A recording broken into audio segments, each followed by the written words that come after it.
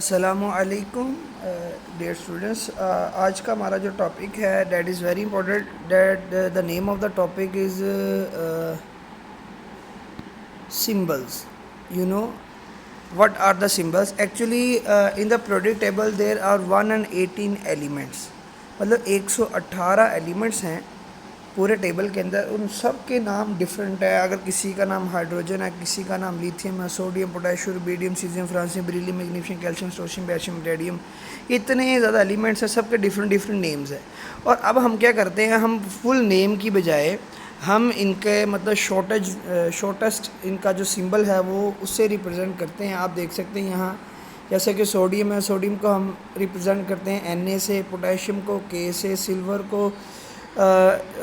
को Ag से, आगे मैग्नीशियम है, मैग्नीशियम को Mg से, calcium, barium, zinc, copper, mercury, iron, aluminium, chromium, ammonium, hydroxide and cyanide, hydrogen, chlorine, bromine, iodine, oxygen, sulphur, nitrogen, phosphorus, boron, arsenic, carbon.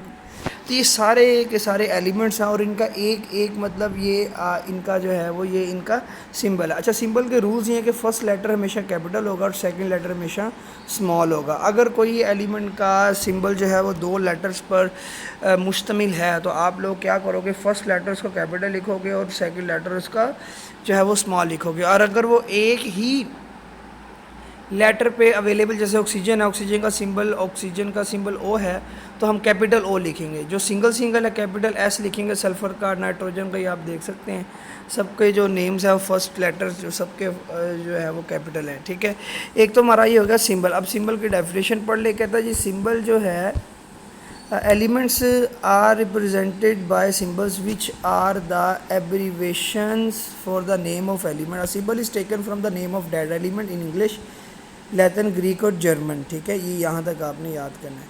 It is one letter, it will be a capital as H for hydrogen, N for nitrogen and C for carbon. Case of two letter symbol only first letter is capital, जैसा कि calcium for calcium, Na for sodium, NCl for chlorine. ठीक है, उसके बाद अगला topic हमारा valency. एक element की दूसरे एलिमेंट के साथ मिलने की जो कैपेबिलिटी होती है इसको वैलेंसी बोलते हैं। आप यहाँ इक्वेशन डायग्राम में देख सकते हैं कि ये क्लोरीन है, ये हाइड्रोजन है और क्लोरीन ने हाइड्रोजन के साथ बॉन्डिंग की हुई है और हाइड्रोजन ने क्लोरीन के साथ बॉन्डिंग की है और हाइड्रोजन ने एक बॉन्ड बनाया। यहाँ देखें, यहाँ जो सेंट्रल एटम ऑक्सीजन है उसने दो बॉन्डिंग की है और दोनों तरफ हाइड्रोजन ने एक बॉन्डिंग की है।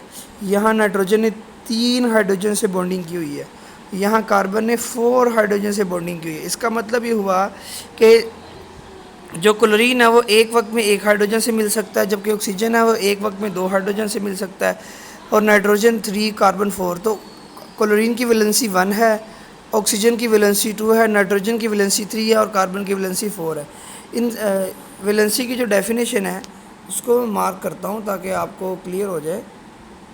यहाँ से definition, the unique property of an element is its valency. It is combining capacity, मिलने की capacity of an element with other element. It depends upon the number of electrons in the outermost shell. ये किन पे depend करता है, number of electron in the outermost shell. तो बस आपने बात याद रखनी है कि जो वैलेंसी होती है वो एक एलिमेंट की दूसरे एलिमेंट के साथ मिलने की कैपेबिलिटी होती है। आप इस टेबल में देख सकते हैं सारे एलिमेंट्स की जो है वैलेंसीज दिखाई गई हैं। ठीक है, ये देखें, ये सारे एलिमेंट्स की वैलेंसीज बनाई गई हैं। आपने क्या करना है, आपने काम करना, आपने तो एक तो डेफिनेशंस लिखनी है इनकी। ठीक है, ये वाली डेफिनेशन मैं मार्क करवा रहा हूँ आपको, ये देखें।